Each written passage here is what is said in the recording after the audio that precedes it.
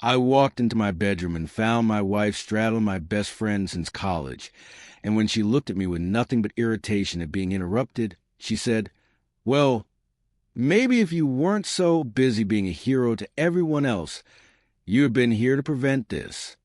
I'm 54 now, and for 23 years, I thought I knew exactly who I was. I was the guy who showed up, the one who remembered birthdays, who drove friends at airport at 3 a.m., who co-signed loans and never asked when they'd be paid back. I was the fixer, the dependable one, the man who built his entire identity on being the person others could count on. My wife, Vanessa, used to tease me about it. She'd say, "David, you'd give your last dollar to a stranger on the street and then apologize it wasn't more." I thought that was affection. I thought my willingness to put everyone else first was what made our marriage work for so long.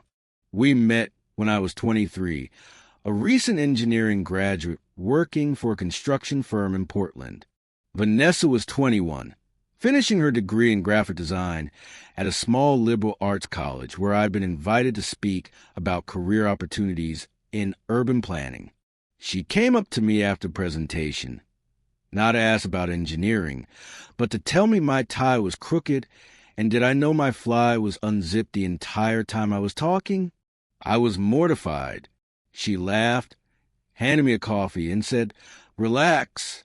I only came because my professor made us, but you're actually kind of cute when you're humiliated." That was Vanessa, blunt, charismatic, impossible to ignore. We were married within 2 years. For the first decade, we were that couple, the one with the house everyone gathered at for holidays, the one with the meticulously planned dinner parties, the one whose relationship seemed effortlessly functional while everyone else's crumbled. Vanessa built a successful freelance design business that eventually grew into a small agency with 5 employees. I climbed the corporate ladder at my engineering firm, eventually becoming a senior project manager overseeing multi-million-dollar developments. We traveled to Thailand, to Peru, to Iceland. We bought a craftsman home in a historic neighborhood and spent weekends refinishing furniture and arguing good-naturedly about paint colors. Life wasn't just good. It was exactly what I thought happiness was supposed to look like. The only crack in the foundation was invisible for a long time. We'd been trying to have children for about 4 years with no success. At first, we weren't worried. We were both healthy, both relatively young, both certain it would happen when the time was right. But after the second year of negative tests and false alarms, Vanessa started to change. She became obsessed with ovulation trackers, with fertility diets, with timing everything down to the minute. What had been an intimate part of our marriage became clinical, scheduled, fraught with disappointment month after month. We should get tested. She finally said one night, after I found her crying in the bathroom over another negative pregnancy test, "Something's wrong. I can feel it." The testing revealed what the doctor gently explained as male factor infertility. My sperm count was significantly below the threshold for natural conception. Not 0, but low enough that the odds of pregnancy were, in his words, statistically challenging. He outlined options: IVF with ICSI, donor sperm, adoption, and handed us a stack of brochures that felt like they weighed 50 pounds. I took it hard, harder than I expected. There's something uniquely emasculating about being told your body can't do the most fundamental thing it was designed to do. Vanessa tried to be supportive at first. She'd say things like, "It doesn't matter to me, we'll figure out," and "There are so many ways to have a family now." But I could see the disappointment flickering behind her eyes, especially when we'd visit friends with new babies, especially when she'd linger too long in the baby section at Target. We spent a year discussing options. I was hesitant about donor sperm. The idea of raising a child that was biologically half hers, but not mine, stirred up complicated feelings I couldn't quite articulate. Vanessa pushed hard for it. "It's still my body carrying the baby," she'd argue. It's still our child in every way that matters. I knew she was right logically, but emotionally, I struggled. We saw a counselor. We attended support groups. We were, I thought, working through it together. Then one night, Vanessa came home late from what she said was a client dinner and announced she'd done more research on sperm banks. She was energized, almost manic in her enthusiasm. "There's this incredible database," she said, pulling out her laptop. "You can filter by education, by medical history, by physical characteristics. We can find someone who looks just like you. No one would ever know." Something about the way she said it, "no one would ever know," made my stomach turn. But I pushed the feeling aside. I was a supportive husband. I was the one who showed up. So I sat beside her and looked at donor profiles, pretending the whole thing didn't feel like a knife slowly twisting in my gut. 3 months later, I came home early from a work trip to Seattle. A permitting issue had forced a cancellation of a critical meeting. And rather than sit in a hotel room feeling sorry for myself, I decided to surprise Vanessa. I stopped at her favorite bakery, picked up the lemon tart she loved, and let myself into the house around 8 p.m., expecting to find her working late in her home office, or maybe already in pajamas, watching one of those reality shows she pretended to hate. The house was quiet, too quiet, but there were shoes in the entryway that weren't hers. Men's dress shoes, size large, scuffed at the toes. I recognized them. I'd seen them 100 times at backyard barbecues, at Super Bowl parties, at the camping trip we'd taken the previous summer where he'd helped me pitch the tent, and we'd stayed up drinking whiskey and talking about nothing important. Marcus, my best friend since college, the man who'd been best man at our wedding, the man I'd helped through his divorce, through his father's death, through the messy aftermath of a DUI that could have ruined his career if I hadn't vouched for him to my boss and gotten him a job at my firm. I walked toward the bedroom, my mind generating increasingly ridiculous explanations. Maybe they were planning a surprise party for me. Maybe Marcus had locked himself out and was waiting for Vanessa to find a spare key. Maybe I opened the bedroom door. The image is burned into my memory forever. Vanessa on top of him, both of them naked, the sheets tangled on the floor. Her head was thrown back. His hands gripped her hips, and for one frozen second, nobody moved. Then Vanessa opened her eyes, saw me standing there, and did something I will never be able to explain. She didn't scream, didn't scramble for cover, didn't even look particularly ashamed. She just sighed, climbed off him, and reached for a roll with the casual efficiency of someone finishing a mundane task. "David," she said, not a question. Not an apology. Just my name, flat and unsurprising. Marcus grabbed his clothes and fled, without a word. I heard him fumble with the front door, heard it slam, heard his car engine start and tires squeal away. I stood there, still holding the bakery box, still wearing my airport clothes, still unable to process what my eyes had seen. Vanessa sat on the edge of the bed and lit a cigarette. She quit smoking years ago. "I guess this is as good a time as any to tell you," she said, exhaling smoke toward the ceiling. "It's been going on for about 8 months. But it's not what you think. I found my voice somewhere. Not what I think. You're in bed with my best friend. In our house. In our bed. What exactly am I supposed to think?" She looked at me then, and her expression was almost pitying. "I'm doing this for us. For our family. Marcus was just a means to an end." The words made no sense. They bounced off my brain like rubber balls. "What are you talking about?" Vanessa stubbed out the cigarette on the bedside table, leaving a burn mark on the wood I had refinished with my own hands. "The donor thing. The clinics. All that medical intervention. It's so cold, David. So clinical. I wanted it to be natural. I wanted to conceive our baby the way people are supposed to. You're not making any sense." Marcus was willing to help. I explained the situation to him. Your condition are options. He agreed to be a donor. The natural way. She said it like it was perfectly reasonable, like she was describing picking up milk at the grocery store. This way, our baby is still biologically half mine, and the donor is someone we know, someone healthy and intelligent, someone with good genes. It's the best of both worlds. I couldn't breathe. The room was spinning. You're telling me you've been sleeping with my best friend for 8 months because you want a natural conception? Without telling me? Without asking me? I knew you'd say no. You're too moral about everything. Too rigid. You'd have wanted to go through proper channels. Sign papers. Make it all sterile and clinical. I wanted a baby, David. I wanted one for years. And you couldn't give me one. So I took matters into my own hands. She stood up and walked toward me, reaching for my hand. I jerked away like she was on fire. Don't touch me. David, listen to me. If I'm pregnant, and I might be, we've been trying every cycle, then this is our baby, yours and mine. You'll be the father. Marcus will just be the means.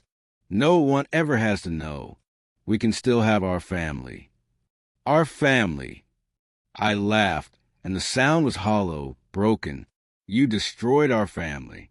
You and Marcus, in our bed for 8 months while I was at work, while I was out of town, while I was being a good husband who trusted you completely. Trust. Her voice sharpened. You want to talk about trust? I trusted you to give me a child. I trusted you to be a complete man, and you failed. I had to fix it myself. That was the moment something inside me cracked. Not broke. Cracked, like ice on a frozen lake. The surface still intact, but the structural integrity gone forever. I turned around, walked out of the bedroom, out of the house, and got in my car. I drove to a motel on the outskirts of town and sat in the parking lot until dawn, staring at nothing, feeling nothing, being nothing. I filed for divorce the next week. The months that followed were a blur of lawyers and mediators and the strange, hollow work of dismantling a life. Vanessa cycled through phases, begging, blaming, justifying, apologizing, then starting the loop again. She left voicemails crying that she couldn't live without me. She sent emails outlining, in excruciating detail, why her actions were actually understandable given my deficiency. She showed up at my temporary apartment twice, once with flowers, once with a bottle of whiskey we'd bought together on our 10th anniversary trip to Scotland. Just tell me one thing, I said the second time, standing in the doorway, blocking her entry. Was Marcus the only one? She looked at me for a long moment, and something flickered in her eyes. Guilt? Shame? Or just calculation? Figuring out which answer would serve her best. Yes, she finally said. I swear, only him. I wanted someone healthy, someone I knew, someone convenient. Got it. I closed the door. She kept talking through it for another 10 minutes before finally leaving.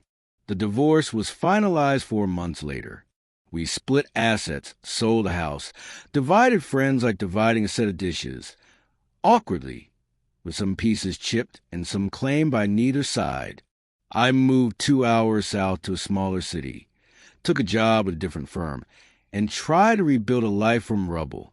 Then, 3 months after the divorce, Vanessa called. I'm pregnant, she said. No greeting, no small talk. Just those 2 words, delivered in a tone I couldn't read. I said nothing. It's twins. 2 boys. They're due in December. Congratulations. My voice was flat. I hope Marcus is excited. He's not in the picture. Now her voice wavered. I told him. He said he wanted nothing to do with it. He quit his job and moved to California. I haven't heard from him in 2 months. And you're calling me because you still want children. You always did. This could still be our family, David. I know I messed up. I know I hurt you. But these babies are innocent. They need a father. You could be that father." I laughed. I couldn't help it. The audacity was so breathtaking, so perfectly Vanessa, that laughter was the only possible response. "You want me to raise the children you conceived with my best friend while cheating on me for nearly a year. You want me to step in now that he's run off and play a happy family like nothing happened. It's not like that. I'm not asking you to forget. I'm asking you to think about those babies, about what's best for them. What's best for them would have been a mother who didn't lie, who didn't cheat, who didn't treat her husband's medical condition as justification for betrayal. What's best for them would have been two parents who actually loved each other and were honest about their needs. You destroyed that. Not me. You." I hung up. She called back 7 times that night. I didn't answer. For the next 16 years, Vanessa's presence in my life was like a recurring low-grade fever, never quite gone, flaring up at unpredictable intervals. She'd send photos of the twins every few months, even though I never asked and never responded.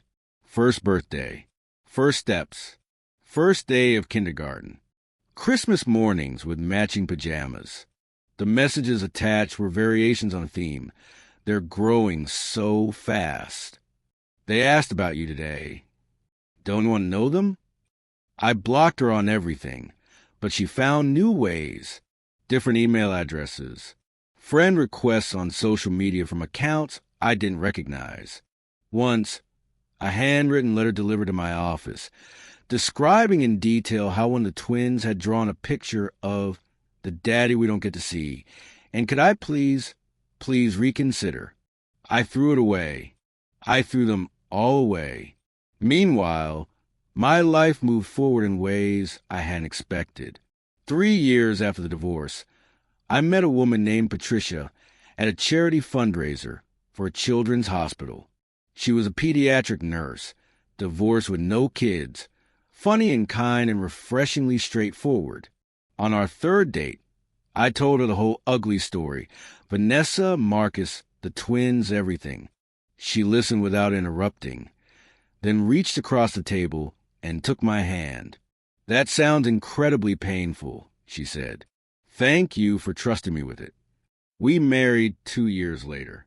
We adopted 2 children, a boy and a girl, siblings from the foster system who've been waiting 3 years for a permanent home. Michael was 4 when he came to us. Elena was 2. They're 12 and 10 now. And watching them grow, watching them heal from their own early traumas, has been the greatest privilege of my life. Patricia and I built exactly what I'd always wanted. A family founded on honesty, on chosen love, on the daily work of showing up for each other. I thought I'd left Vanessa and her chaos in the past. I thought the twins were just a sad footnote in my personal history, a reminder how badly things can go wrong when trust is betrayed. I didn't think about them much. I didn't wonder about them. They weren't mine, and I'd made peace with that. Then, 3 weeks ago, I got a message on LinkedIn from an account named Caleb Reynolds. "Are you David Grantham? I think you might be my father, my brother, and I have some questions, and we'd really like to talk to you."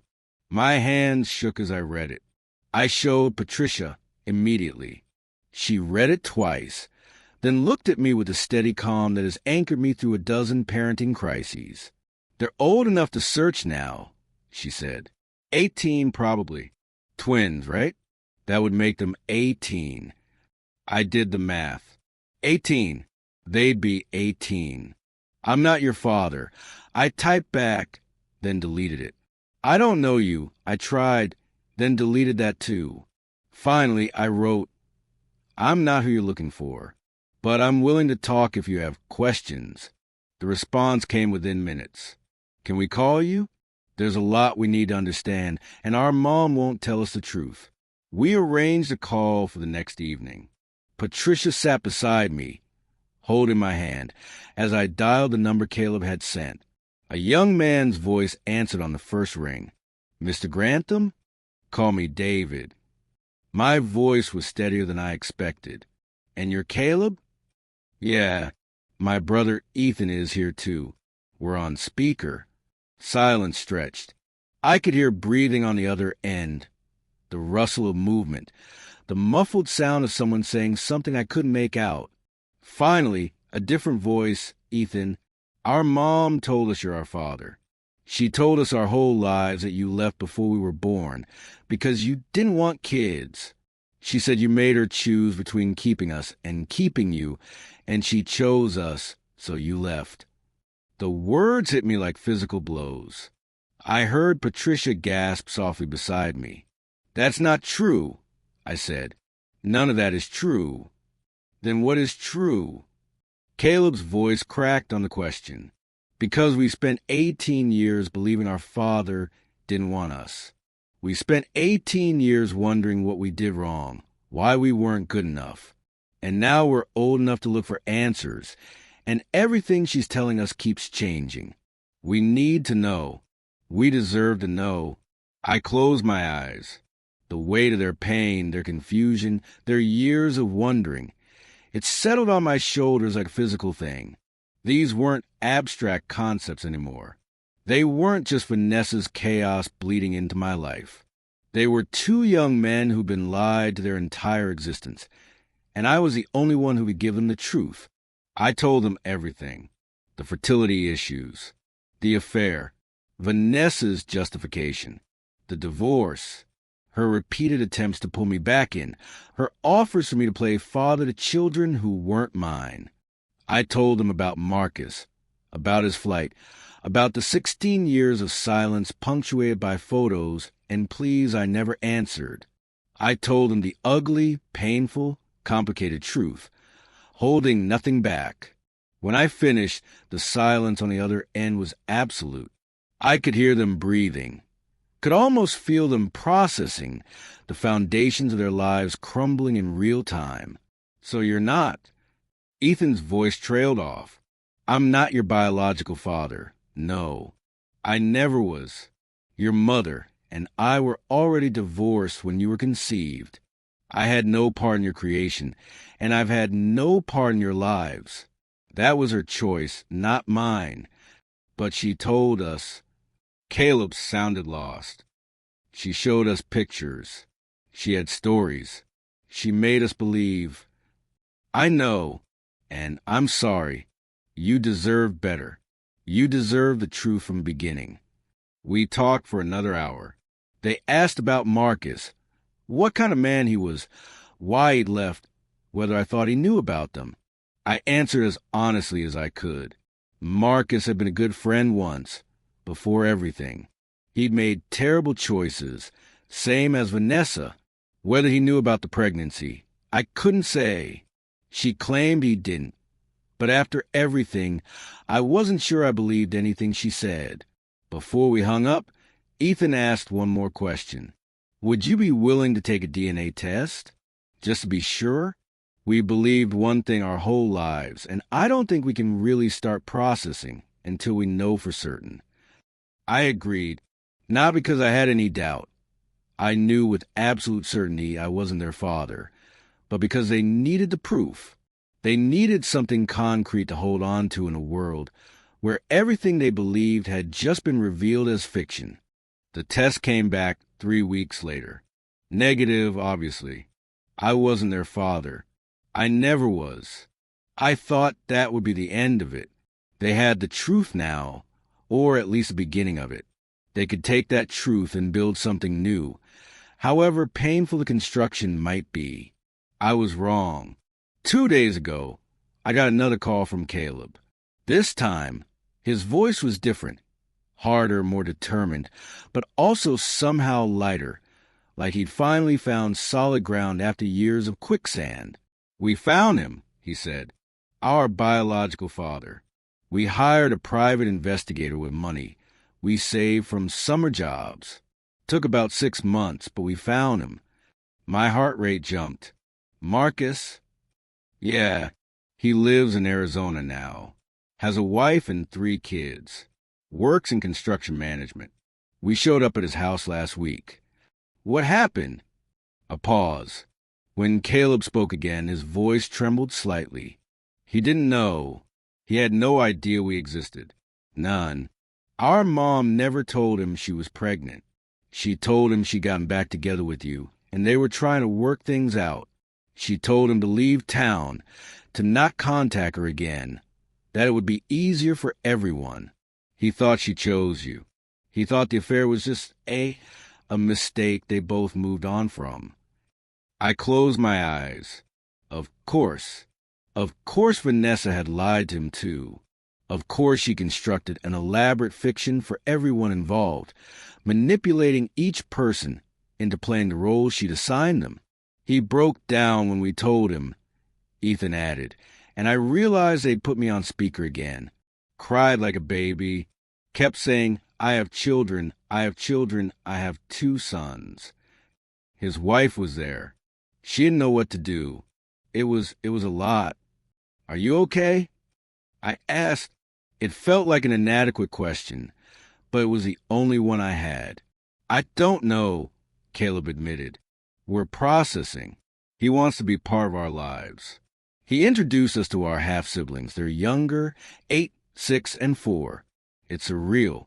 We went from having no father to having 2 potential fathers in the span of a few months, except one of them isn't actually our father, and the other one didn't know we existed until last week. And your mother? Does she know you found him? That's actually why we're calling. Ethan's voice hardened. We're suing her for fraud, for emotional distress, for intentional infliction of emotional distress, for everything our lawyer says we can sue for. She lied to us our entire lives. She robbed us of a relationship with our real father. She made us believe we were abandoned when actually she was the one who drove everyone away with her lies. I wasn't surprised. If anything, I was surprised it had taken them this long to get to this point. Vanessa had spent 2 decades constructing a reality built on deception. It was inevitable that reality would eventually collapse. We want you to testify, Caleb said, about what happened between you and her, about the affair, about the divorce, about how she tried to get you to play father even though you weren't. Our lawyer says your testimony could be really important for establishing a pattern of deception. I didn't answer immediately. Patricia was in the kitchen, making dinner with Michael and Elena. I could hear their laughter drifting through the house, the comfortable chaos of ordinary family life. Getting involved meant opening a door I kept firmly closed for nearly 2 decades. It meant stepping back into Vanessa's orbit, into the drama and manipulation and pain I'd worked so hard to escape. But it also meant helping 2 young men who'd been victims of that manipulation their entire lives. It meant giving them the tools to finally hold their mother accountable, to get the closure they deserve, to build futures on something other than lies. I need to think about it, I said, and I need to talk to my wife. This affects her too, and our children. I can't make this decision alone. I understand. Caleb's voice was gentle, understanding in a way that made my chest ache. Whatever you decide, thank you for telling us the truth. It's more than our mom ever did. We hung up. I sat in my home office for a long time, staring at nothing, feeling the weight of years pressing down on me. Then I went to the kitchen, helped Patricia finish dinner, and after the kids were in bed, I told her everything. She listened the way she always listens, fully, without judgment, her hand resting on mine. When I finished, she was quiet for a long moment. You're going to do it, she finally said. It wasn't a question. I don't know. I'm torn. Part of me wants to walk away, to protect what we built, to keep the past in the past where it belongs. But another part knows what it's like to be lied to by that woman. Another part sees 2 young men who've been hurt as badly as you were, maybe worse. Another part wants to help. I nodded, not trusting my voice. She squeezed my hand. Then help. We'll figure out the rest together. That's what family does. 3 days later, I met with the twins' lawyer, a sharp woman named Detective Rodriguez, who specialized in cases involving parental fraud and emotional abuse. She walked me through what testifying would involve, what questions I might face, how Vanessa's legal team would likely try to discredit me. It was intimidating, but also clarifying. The more we talked, the more certain I became that I needed to do this. Not for revenge, not to punish Vanessa, but for those two young men who'd spent 18 years believing they weren't enough. Yesterday, I gave my deposition. It was 5 hours in a conference room. Just me, a court reporter, and lawyers for both sides. Vanessa wasn't there, but her attorney was. A man with a permanent sneer who spent the first hour trying to paint me as a bitter ex-husband seeking revenge. Mr. Grantham, isn't it true that you were angry about the end of your marriage? Yes. Angry enough to hold a grudge all these years. I'm not holding a grudge. I moved on. I remarried. I have a family. Then why are you here? Why insert yourself into a dispute between a mother and her children? I looked at him for a long moment. Then I looked at the twins, sitting in the back of the room as observers, their faces pale and intent. Because those two young men deserve the truth, I said. Because they've been lied to their entire lives by someone who was supposed to protect them. Because I know what it's like to be manipulated by Vanessa Reynolds, and I wouldn't wish that on anyone, especially not children who had no choice in any of this. The sneer faltered just slightly. We continued. I told them everything. The fertility struggles. The affair. Vanessa's justification. When I finished, the room was silent. Even Vanessa's attorney had stopped taking notes. Just sat staring at the table like he was seeing his client in a new, unflattering light. Afterward, the twins walked me to my car. We stood in the parking lot, the late autumn sun low in the sky, and for a moment nobody spoke. Thank you, Ethan finally said, for everything, for the truth, for doing this. You don't have to thank me. I should have done more, sooner. Maybe if I'd pushed harder for her to tell you the truth years ago. You couldn't have known, Caleb said. You couldn't have predicted she'd go this far. None of us could.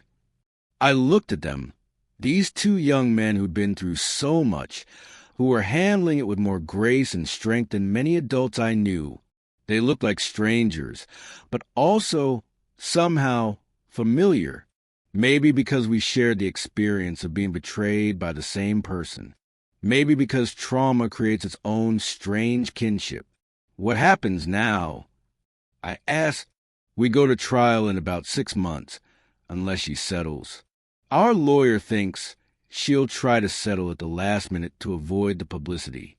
But we're not sure we want to settle. We want her to have to answer for what she did, in public, in front of everyone. That's your choice. Whatever you decide, I'll support you. Ethan smiled, a small, sad smile, but genuine. You know, for 18 years we thought you were the one who abandoned us.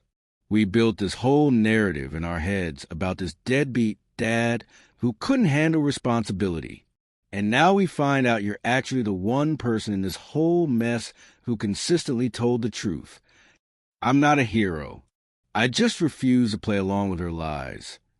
That's more than anyone else did, Caleb said. That's more than her parents did, or her friends, or anyone. You're the only adult in this story who acted like an adult. They hugged me then, both of them at once, and I hugged them back. Strangers connected by the wreckage Vanessa left behind. Strangers who, against all odds, had found each other on the other side of the lie. I drove home in a daze. When I walked in, Patricia was making dinner, Michael and Elena were doing homework at the kitchen table, and for a moment I just stood in the doorway, overwhelmed by the simple miracle of it, the ordinary beautiful, hard-won miracle of a family built on truth. How'd it go? Patricia asked, glancing up from the stove. Exhausting, but good, I think. I'm glad I did it. She nodded, unsurprised. She'd known I would, I think, long before I did. That's what love does, sees you more clearly than you see yourself. The trial is in 6 months. Vanessa's lawyers have already reached out twice with settlement offers, which the twins have rejected both times. They want their day in court. They want the world to know what their mother did. I'll be there when they get it. I'll sit in that courtroom and watch Vanessa finally have to answer for the choices she made, the lives she damaged, the truth she buried under decades of lies. I won't enjoy it. There's no pleasure in watching someone's world collapse, even someone who hurt you as deeply as she hurt me. But I'll be there, because those 2 young men asked me to, because they deserve to have someone in their corner who's been through the fire and come out the other side. And because, in the end, the truth is the only thing that ever sets anyone free. It took me years to learn that. It took the twins 18 years to find it. But we're all standing in the light now, and that's something Vanessa can never take away. Last night, I had dinner with Marcus for the first time in nearly 2 decades. He drove up from Arizona, asked if we could meet. I agreed, cautiously. We sat at a quiet restaurant. 2 middle-aged men who'd once been best friends, now strangers connected by old wounds. He apologized. Sincerely, thoroughly, without excuses. He told me about the guilt he'd carried for years, the shame of what he'd done, the relief of finally knowing he had children, and the horror of realizing he'd missed their entire childhoods because of Vanessa's lies. He cried.